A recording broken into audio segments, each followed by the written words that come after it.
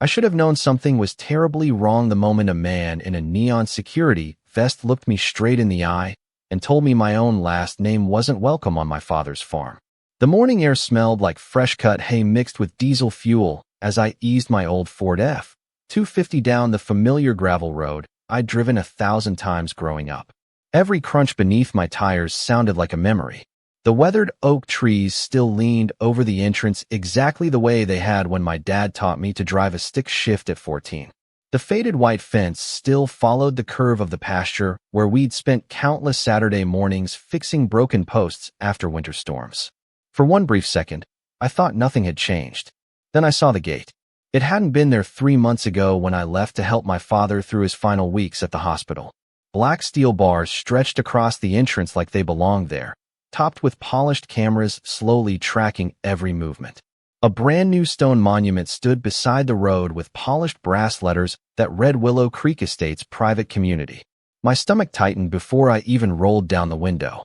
A uniformed guard stepped out of a small security booth carrying a clipboard instead of offering a friendly wave.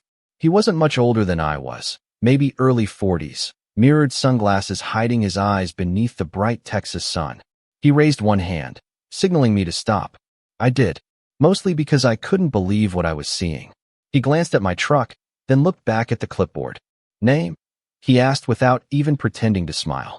"Ethan Carter." His finger slid slowly down the page. Then he looked back up. "Sorry, sir. You're on the prohibited access list." I actually laughed because I honestly thought he was joking. "That's my family's farm behind you." He didn't laugh back. "I'm going to need you to turn around." I pointed through the windshield toward the old red barn sitting almost half a mile away. Even from here I could still see the rusted weather vane my dad refused to replace because Grandpa had welded it himself back in 1969. "My father built that barn," I said quietly. "He raised cattle on this land for over 40 years. The guard shifted uncomfortably before answering. "I'm just following HOA instructions, sir. According to our records, you're permanently banned from entering this property." The words hung in the warm morning air longer than they should have. Permanently banned. From my own family land. My fingers tightened around the worn leather steering wheel until the stitching pressed into my palms. I could smell dust drifting across the pasture as a gentle breeze rolled over the fields where I learned to ride horses, mend fences, and work beside the man who taught me that land wasn't something you simply owned. You earned it every single day. Then another white SUV pulled up behind the gate. A woman stepped out wearing an expensive cream-colored blazer that looked completely out of place beside cattle fields. She smiled the kind of smile that never reached her eyes. Somehow, before she even spoke, I knew exactly who had decided my family's history no longer mattered. The woman walked toward my truck with slow, measured steps, the heels of her polished shoes clicking against the fresh concrete someone had poured where our old cattle guard used to be. She stopped just outside my open window, folded her hands, and smiled like she was welcoming a new resident instead of standing at the entrance to the farm my family had called home for 3 generations. "Mr. Carter," she said, "I am Diane Holloway, president of Willow Creek Estates. I am afraid this property is no longer available for your personal use." Her perfume drifted through the window, trying to overpower the scent of sun-baked dirt and fresh alfalfa that had always reminded me of home. I looked past her shoulder toward the farmhouse. The old wraparound porch still stood exactly where my grandfather built it in 1962. The windmill behind the equipment shed turned slowly against a bright blue Texas sky. Every board, every fence line, every acre carried a memory that no document could ever erase. My father, Richard Carter, believed land was more than an investment. He used to say that every fence post held a promise and every harvest carried the fingerprints of everyone who came before you. I grew up believing that. Saturday mornings started before sunrise with the smell of coffee drifting through the kitchen while Dad spread county maps across the dining room table, explaining property lines as if they were chapters in our family Bible. He knew every creek, every oak tree, every stone marker placed by surveyors decades before I was born. By the time I was 12, I could walk the entire property without looking at a map because he had taught me that knowing your land meant respecting it. After my mother passed away, the farm became more than a place to live. It became the one thing that kept both of us moving forward. We repaired fences together after storms. We cleared brush every spring. We spent evenings sitting on the porch listening to crickets while the last light disappeared behind the western pasture. Even after I left for college and eventually built a career in civil engineering, I came back every chance I had because this place never stopped feeling like the center of my life. Then my father got sick. At first it was just fatigue. Then hospital visits became weekly appointments. Before long, I was driving back and forth between Dallas and the farm every weekend, trying to keep everything together while he insisted he would be back on the tractor before planting season. He never complained. Even during his final weeks, he asked about the fences before he asked about himself. His last clear conversation with me was not about money or regrets. He simply looked out the hospital window and said, "Promise me the farm stays a Carter farm." I promised without hesitation because I thought keeping that promise would be the easiest thing I ever did. The taxes were paid. The deed was secure.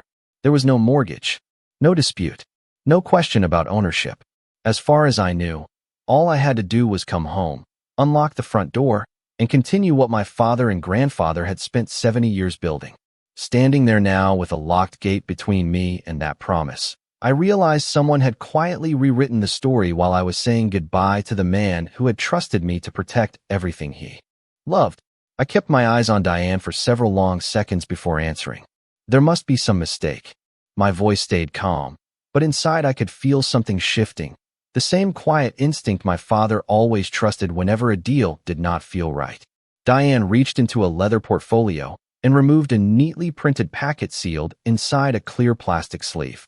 She held it out like someone presenting a restaurant menu instead of paperwork that supposedly erased 70 years of family history. "No mistake," she said pleasantly. Following several board resolutions and community development agreements finalized during the past year, this property now falls under the administration of Willow Creek Estates. Your access privileges were revoked after repeated notices went unanswered. I stared at the words without taking the papers. Repeated notices. I had never seen a single one. During the months I spent driving between hospitals, hospice appointments, and my apartment in Dallas, every piece of my attention had been focused on my father. If letters had arrived at the farmhouse, they had been sitting in an empty mailbox while I was helping him through the hardest season of his life. My eyes drifted past Diane toward the familiar fields, but even they looked different now. Fresh white fences divided sections that had always been open pasture. Decorative signs pointed toward future walking trails.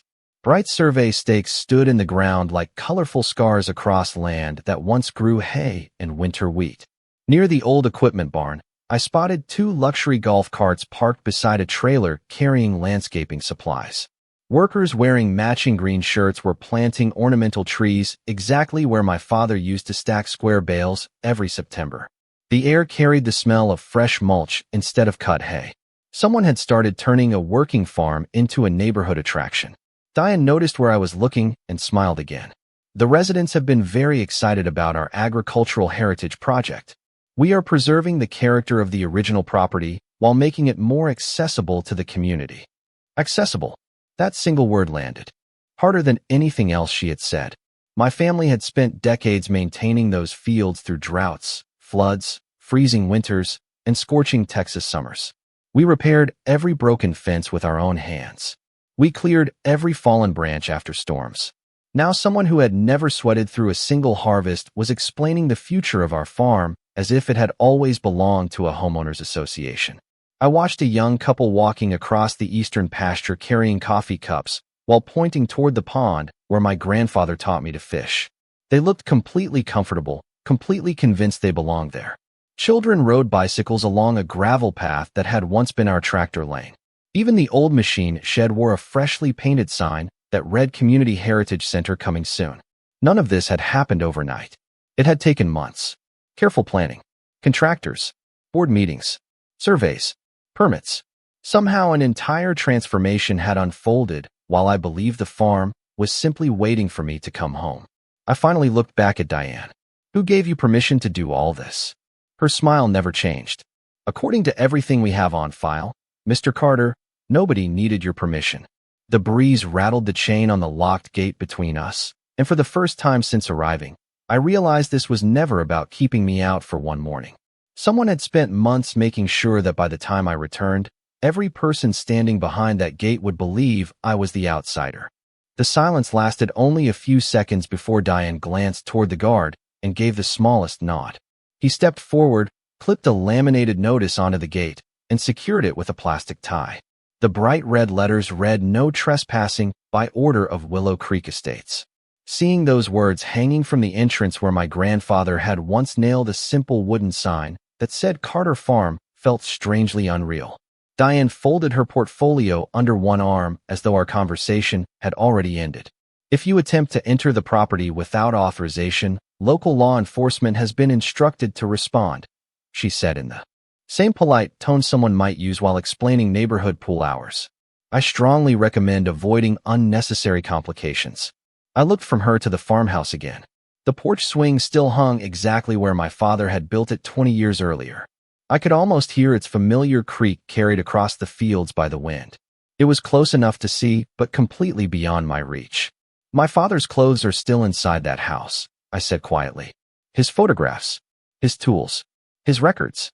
Diane did not even glance toward the farmhouse. "Those matters can be discussed through the association's legal department after ownership questions are resolved." Ownership questions. She said it as if my family history had suddenly become an administrative inconvenience.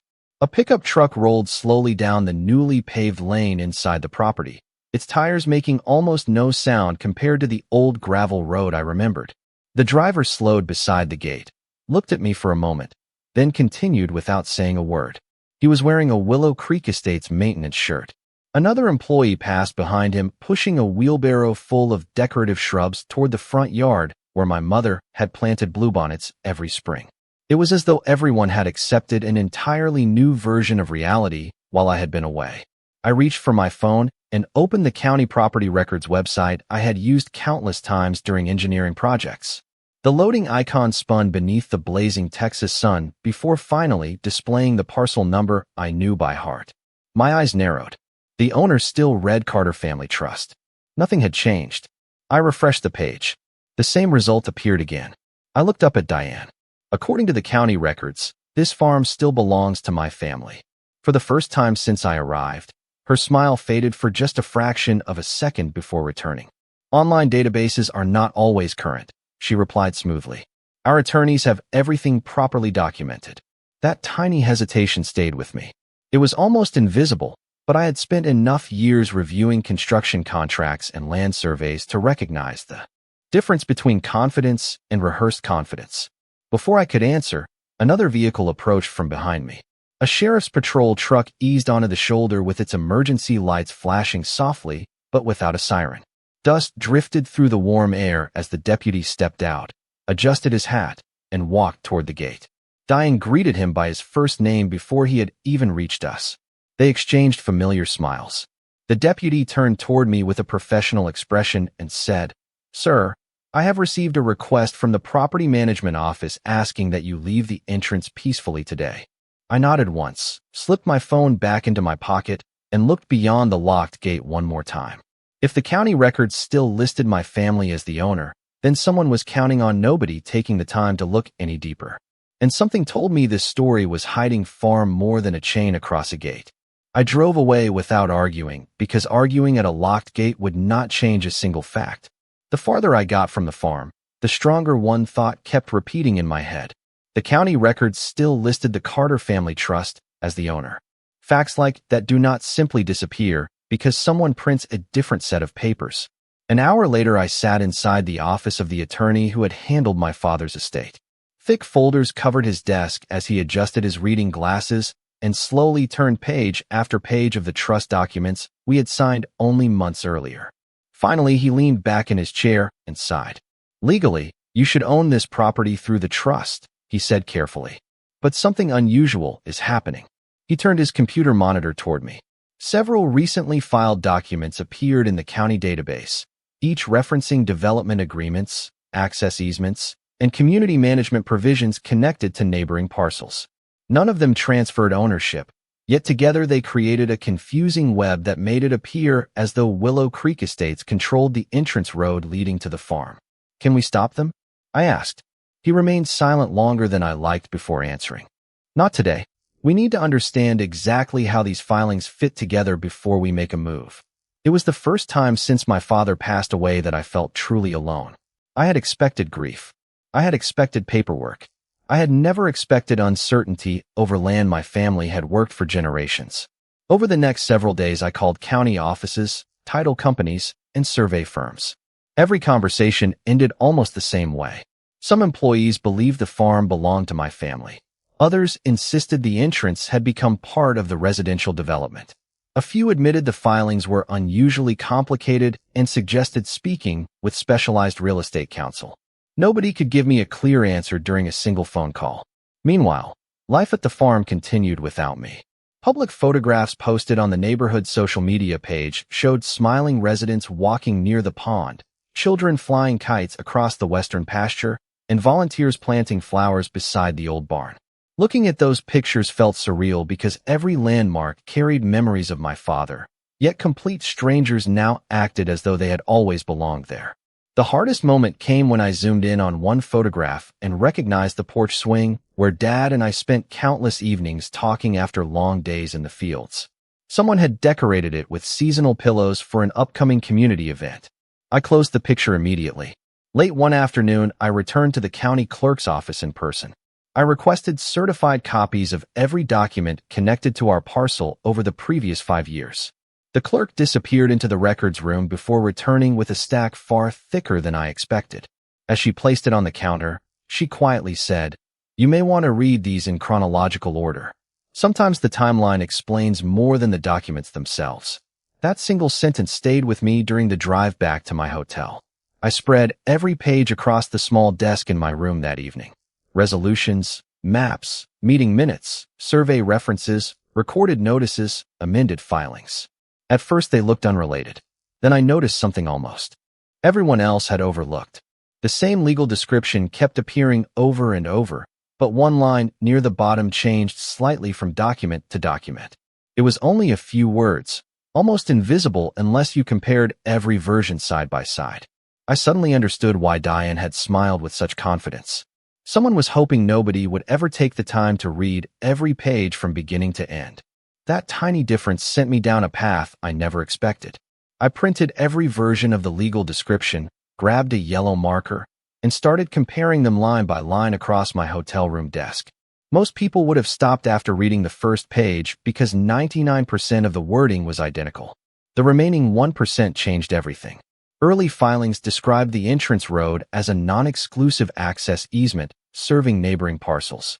Later documents quietly began referring to the same strip of land as a managed community access corridor. The ownership never changed, but the language surrounding its administration slowly shifted over months of amendments. It was subtle enough that nobody looking at a single document would notice. Only by placing every filing in chronological order could the pattern be seen. The next morning, I drove to a retired surveyor my father trusted for decades, a man named Walter Briggs. His office smelled of old paper, sharpened pencils, and coffee that had probably been sitting on the warmer since sunrise. When I spread the copies across his drafting table, he adjusted a large magnifying lamp and studied them without speaking for nearly 20 minutes.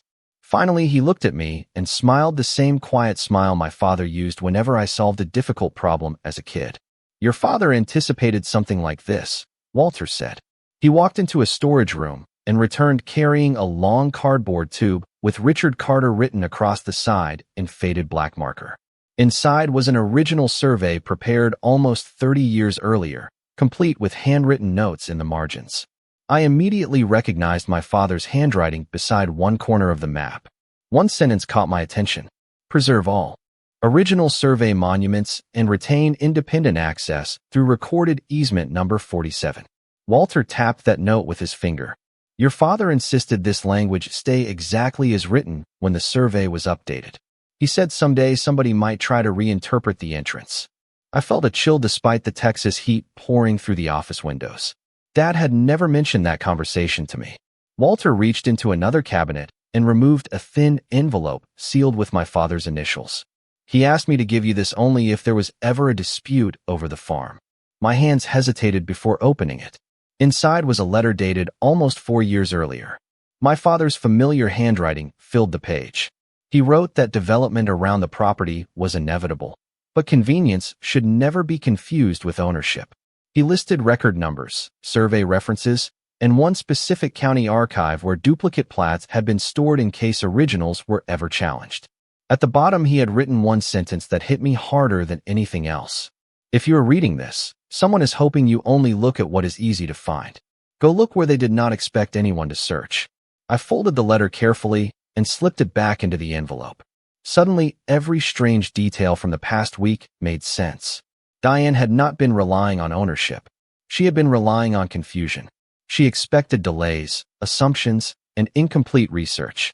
What she could not have known was that my father had quietly left behind a trail of breadcrumbs years before any gate was built, and for the first time since I had been turned away, I realized I was no longer trying to prove the farm belonged to my family.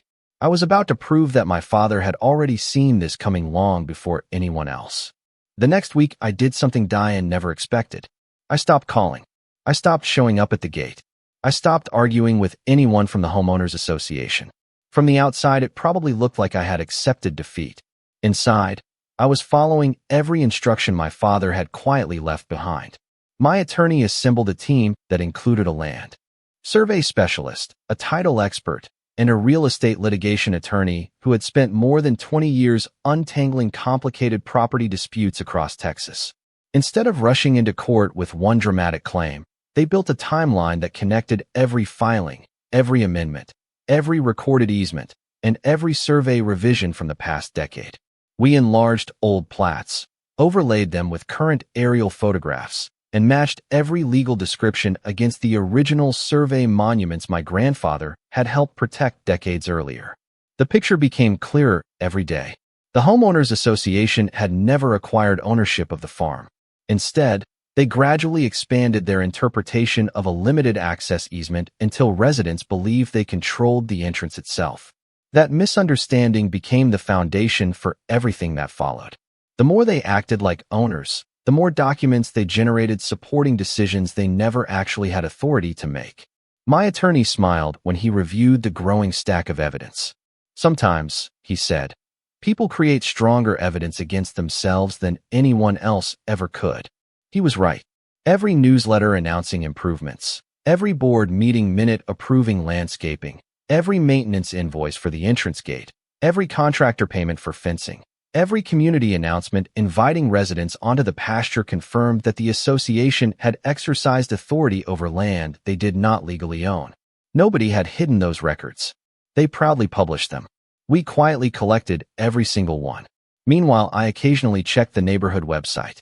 New photographs appeared almost every weekend. Families gathered near the pond. Seasonal decorations surrounded the old barn. Volunteers painted signs celebrating local history. Diane stood smiling in nearly every picture, proudly describing the farm as the heart of the community. Each public statement became another piece of evidence preserved with a date and timestamp. We did not ask anyone to remove a single photograph. We simply archived them. Walter's original survey, my father's letter, certified, county records, and the association's own publications slowly came together like pieces of a puzzle that had been scattered across different offices for years. The final breakthrough arrived when the title expert discovered that the original recorded easement contained a specific limitation almost nobody ever referenced because it appeared near the end of the document instead of the beginning. It clearly stated that maintenance, traffic management, or temporary improvements could never be interpreted as transferring ownership or exclusive control to any neighboring entity. Those few forgotten lines completely dismantled the legal theory supporting the locked gate.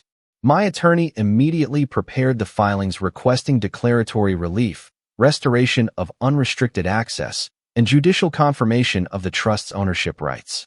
He also included certified copies of every public statement the association had made describing property they did not legally possess. Before submitting the case, he looked across the conference table and asked one final question. "Are you ready?" I thought about my father's promise, the porch swing, the windmill, and the chain hanging across the entrance. Then I nodded. For the first time since I had been turned away, I realized I was no longer walking into a fight. I was walking into a courtroom carrying years of carefully documented truth while the other side was bringing nothing more than assumptions they had repeated often enough to believe themselves. The hearing itself lasted less than 2 hours, but it felt like every season my family had spent on that farm was standing quietly beside me inside that courtroom. Diane arrived surrounded by board members carrying thick binders and polished presentations filled with photographs of community improvements, landscaping plans, and neighborhood events. They spoke confidently about maintenance, beautification, and responsible management. Then my attorney stood and began laying documents across the evidence table in the exact order my father had predicted years before. First came the original survey, then the recorded easement, then the certified county records confirming ownership had never changed. After that came the Homeowners Association newsletters, board minutes, maintenance invoices, contractor agreements, public announcements, and social media posts proudly describing decisions made over land they never legally possessed. Each exhibit connected perfectly to the next. The judge spent several quiet minutes comparing the original legal description against the amended filings before asking one simple question that changed the entire room. Can you identify the recorded instrument transferring ownership of the Carter Family Trust property to the Homeowners Association? Silence answered first. Diane's attorney searched through his binder, whispered with another attorney, then admitted no such document existed. The judge nodded once and continued reading. My attorney then introduced the overlooked limitation buried near the end of the original easement, the same language Walter and my father had preserved decades earlier. The courtroom became noticeably quieter as the meaning settled in. Maintenance authority did not create ownership. Administrative convenience did not create ownership. A gate did not create ownership. The association had treated temporary management responsibilities as permanent property rights without any recorded transfer ever taking place. Before the hearing concluded, the judge announced that unrestricted access to the farm would be restored while the final written order was prepared, confirming the Carter Family Trust remained the lawful owner. 2 mornings later, I returned to the entrance before sunrise. The air smelled exactly the way it had on countless mornings when my father and I started work before daylight. Dew covered the pasture, and a light breeze carried the familiar scent of fresh grass across the fields. This time the sheriff's truck was already parked beside the gate, joined by county surveyors reviewing boundary markers with maps spread across the hood of their vehicle. The same black steel gate still blocked the entrance, but everything else felt different. Diane arrived a few minutes later, no longer smiling with effortless confidence. She watched quietly as the surveyors confirmed every monument, matched the original plats. The sheriff reviewed the court order, spoke briefly with the security company, and the guard who had once stopped me stepped aside without argument. A maintenance crew unlocked the chain and removed the temporary restrictions that had hung across the entrance for months. The bright red warning sign disappeared first, then the chain. Finally, the gate swung open with a slow metallic sound that echoed across the fields. I remained where I was for a moment, looking through the opening toward the farmhouse, the windmill, and the old barn glowing beneath the morning sun. Nothing about the land had changed. Only the truth had finally caught up with it. As I slowly drove through the entrance, I noticed workers carefully removing several decorative signs that had claimed the property as community space. Residents standing nearby watched in respectful silence, many of them appearing genuinely surprised after learning the complete history. Nobody argued. Nobody raised their voice. Facts had done all the work.